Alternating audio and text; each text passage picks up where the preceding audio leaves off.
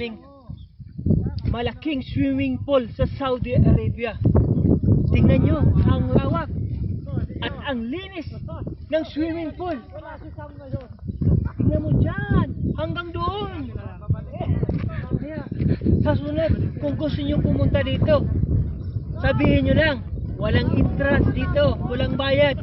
Kasi kay King Salman ito. O tingnan nyo, doon sa banda, may mga puno pa. Katatanim lang ng mga mangga. Tingnan nyo. Oh. Ayan. Okay na ba? Safety kayo doon. May gwardiya doon, may security guard. Kaya lang hindi nagpapabayad. Kasi kay King Salman daw ito. Ayan, tingnan nyo.